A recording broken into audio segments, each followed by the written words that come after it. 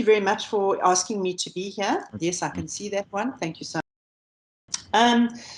I'm going to be hopefully try and just capture what we've all been doing in Southern Africa, because I think it's useful to know that we're not coming from ground zero here. We've been working on this for a number of years, and let's hope that we can make an advance in this work and rather than go around the same mountain. So I've called the presentation Getting to the Heart of Climate Change, the Role of Science Engagement. But I'm going to start off just with a few slides, very briefly setting the scene, which Francois quite kindly provided, and then I'll get into the area that I think we could make some contribution. Next slide, please. So as you can see from this slide, I'm not going to go over it in detail, but it's roughly just to show that, as we've always heard and seen in the IPCC assessments, that we are going to warm up roughly at twice the global average. And if you look at these images here, and particularly for Southern Africa, we're going to get pretty warm, and that will have implications, particularly for those who derive livelihoods from rural commodities, farming, etc., but also in urban areas. Next slide, please. So it's not only the heating, but obviously as you cause lots of evaporation, clouds build up, and you can also get quite a lot of intense thunderstorms, and in this case, Cyclone Idai, which cause masses of damage and in particular loss of lives. So we mustn't just only focus on the heat issues, but I think everyone in the room knows that. Next slide, please. So as you can see, South Africa, and especially Southern Africa, has been characterized by droughts, which get affected by El Nino. It would seem that at the moment we're in a La Nina, so especially in Johannesburg, we seem to be getting a good amount of rain. But these are things that, again, I want to stress. We've been facing these since about hundreds of years, and we need to really not go around the mountain again. If I can really leave that as the first take-home message this morning. Next slide, please. But having said that, obviously we need to apply our minds and keep making sure that our observations are improved and enhanced. And you can see again this image, and you can get many of these images from Francois directly or from the emerging IPCC work that's coming out. Next slide, please. These are some recent runs that Francois has been doing with other colleagues. And I think the take-home message is what I've been saying already. Southern Africa is projected to become systematically drier and drastically warmer. And as I indicated, implications for water and food security. And then the options for adaptation are limited. The point I want to make is that I'd hope this project doesn't just take us down the coping road. People in Southern Africa are coping. They've been coping for many, many years. And I think it would be immoral, if I say, to spend €7 to go and do stuff that isn't really going to make an advance. So I hope we can really stretch our minds around the adaptation work. Next slide, please. So again, I'm not going to belabor this, but just to say this is the area where action is taking place. We've already had day zero events, and people like Chris and Bruce Hurtson, who are on this call, can tell us more about that. But I think we mustn't, again, only think of this as natural hazard phenomena, just like with COVID. These issues are often exacerbated and aggravated by poor management. And that's what we've really got to try and understand more closely. Next slide, please. So then the question is, so what? This project, and I am being a little bit, provocative, because you have got €7 million. It's a lot of money, and let's hope we can use it properly. So how do we really engage citizens? And I want to actually take on the WMO. I'm busy working with the WMO on the World Weather Research Program, and I have problems with the value chain concept. I don't think that's what happens in reality. It's not a chain. It's a much messier set of issues, and I'd hope that this research that's going to be done here will be able to shed some light on that. Next slide, please. So this is where I'd ask us to try and get to the heart of the matter. Some of us are working on these heart issues. It's been coming out in particular with COVID, where the frontline workers have been the ones really carrying the action. And it's made up of a number of transformative theories of change. I'm not going to go into that into any detail, but again, I'd hope that we're not just going to do incremental adaptation, but really put our minds to thinking about coping versus incremental versus transformative, and then hopefully one could hopefully die happy getting to transgressive change, where we shake the institutions, we shake up WMO even. That would be quite interesting. Next slide, please. So you can hear I'm close to retirement, so I can make some of these comments, right? A younger scientist, I don't think would be. Apologies, it's okay. Next slide, please. Oops. Okay. Okay, so if you could just make that onto the slideshow, it would be better. Thank you. Right, so what many of us have been doing in Southern Africa, in fact, Bruce Hurtson and his team led a huge consortia known as Fractal, and Bruce can talk to that, and so can Chris. But we're trying to apply what is called transdisciplinarity. So in other words, you're not working in mono or multi or inter, which is fine, depending on the nature of the problem. But in these complex wicked challenges, you actually need to be crossing boundaries. So not just throwing your science over the wall outside the WMO or outside a university, but actually engaging with the users right up front. And that's where I find problems with the value chain. Because in actual fact, the users should be in this room today, and I think many of them are, but hopefully we can get more in so that we co-design that process. It's not always the best way to go, but I think we've done enough research now and we've got enough trust building, and that's another issue we need to be careful of in this project, is now to be going back into these places where we've built a lot of trust and starting kind of again, perhaps from base zero, and it's not base zero. So we would be kind of really irritating people, I think, on the ground. Next slide, please.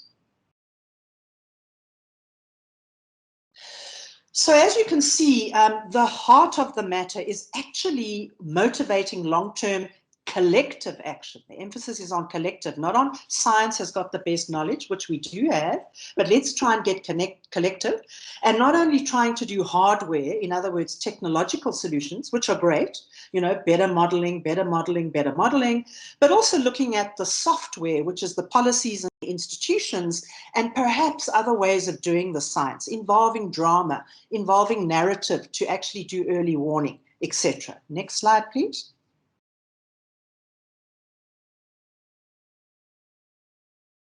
So as you can see here, the old way of doing it is the value chain. So you get your money, your 7 million euros, and then you go into the pipeline and you do a number of things. You get academics involved, you try and do a policy stakeholder workshop, and then you hope it pops out at the other end. But often, when we use words like translation, it's very problematic, I believe. And that word is in the value chain slide that was shown in the beginning. And I find that very problematic because I think in this case, in the African case, we need to be really, really careful because we have been engaging in much more trustworthy, trust-building ways. Next slide, please. So as you can see, in fact, it's not just taking policy and politics and mixing it with a bit of climate science. In fact, there's a middle space, which some call the third space, for culture, art, religions, and spiritualities. If we were really going to stretch the envelope here, we'd be starting to think of those things. And Fractal did that. Bruce and Chris can talk to that. There is a lot more than one can do than just being inside the box of, if you like, the old way of doing things. Next slide, please. So when I first started my work on this, working with Francois in certain municipalities, I was still very much influenced with my climate science training. So we went into the room, we had maps, which like you saw today, showed everyone how hot it's going to get. Then we try to show people risk vulnerability assessments. Then we try to show them hydrological modeling, you know, make sure you've got everyone in the room. And only then did we have stakeholders. So it was a very linear model. And I would argue that in some cases that might work, but in this case and in the context building on what we've already done in Southern Africa, be very careful that we not follow this value chain approach, because we soon realized that stakeholders have got many, many other things to do. And so what both Fractal and much of our work that we've been doing in Johannesburg, you start with the context, you start where people are coming from. Next slide, please. So how reflexive are we in climate services? And I really do think we need to be learning from what we've been doing. And again, I want to emphasize that we're not new at this game. So Bruce and his team hosted one of the climate services big workshops in Cape Town a couple of years ago. And so we've been doing this for a long time. So again, please let's try and build off what we've got and not go back to ground zero. If you could just show the next slide, please.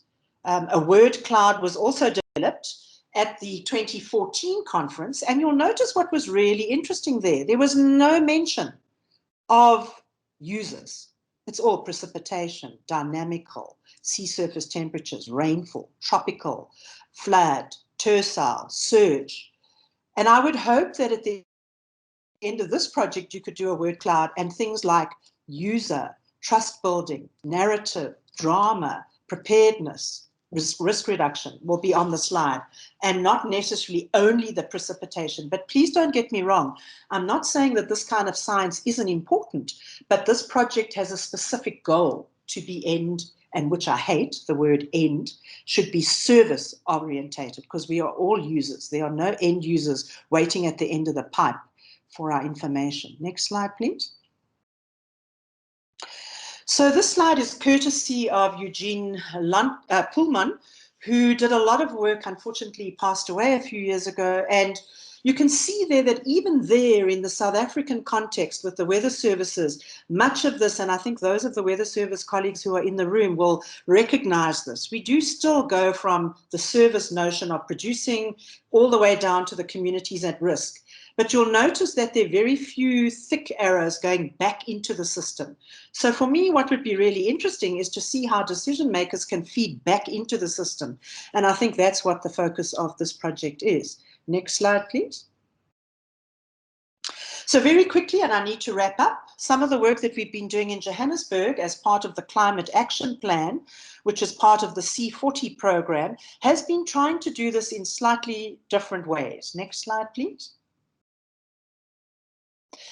So what you can see here is these were the stakeholders that we engaged in, and we didn't start it like we always used to start it. We didn't go and give them a talk on showing how terrible climate's going to be and, you know, flooding, droughts, heat, because everyone just kind of zooms out. They really can't handle that kind of, you know, existential. And so what we did is Fractal did the same, and I'm sure Bruce and Chris can talk to that, is we tried to bring the outside in. What is happening in the city? What is the city really engaging in? And bring that into the room. And then once we've negotiated and workshopped with people, then take that, the inside that we get out. And here you see one of the key gentlemen leaders, the city engagement official who's on transport, and you'll see he's filling in, the first thing that they did was matters of concern, not what do you think of climate change? So it's a very important shift that I think is critical. Next slide, please. Here are just a couple of pictures. The one on the left, the little lady sitting there next to me, and the one laughing. The lady with the orange shirt on in the left, she was trying to work out health, and she was working with the city IDP, which is our planning processes in South Africa. And on that document, it said that we're doing heat and health. Well, no way were we doing heat and health. And we all just started laughing because it was just a political ploy for the city to kind of tick boxes. But you can notice the young girl who was doing her honors paper on it wasn't laughing at all. But suffice it to say, she actually ended up publishing quite a good paper on it. So heat and health, I think, is an interesting area of research, but I'll leave that for later discussion. But just to show you that this wasn't a huge room of participation. It was ongoing meetings. This takes time. You have to go into the city time after time after time again. So these kind of transdisciplinary processes, as I'm sure Chris and Bruce can attest to and others, are very time consuming, but they're worth it. Next slide, please. So just to say that in the process, we now have a climate action plan, which we sweated over for 5 years trying to get the ball rolling. And what I'm most proud of is that I've managed to get the youth engaged, and they have written their own input into the climate action plan. Not my words. They managed to get permission to, if you like, publish into the document, and it will be launched next year. Next slide, please. So as I conclude, one of the more exciting things is that I'm working with a famous artist in South Africa who does sculptures, and I don't want you to read all the detail, but just suffice it to say that she is not, and I want to stress this, she is not using her art to communicate climate change. She's using her art as a lens for people to look through and see a different outside, if you like. So she's working with hydrologists in the city. She's been working with, you can see the technical drawing. And what she's been doing is designing in the city various what we call eco seats, which helps both to provide people a place to sit in shady conditions when it is going to get hot, but it also is an effective storm water control feature. And so all I want to say is to urge that we try and open up the space rather than make it a hardware only product, and rather try and also make it a heartware process as well. And then my last slide. I just want to thank everyone who has helped me on this journey, in particular Hanali Kutsia, my master's student, and I want to pay specific tribute to Prof. Pullman, who did a lot of work, especially trying to use flash flood warnings, etc., and always held centermost the people on the ground and in various structures. And I don't think he ever called them end users. He called them fellow, if you like, users.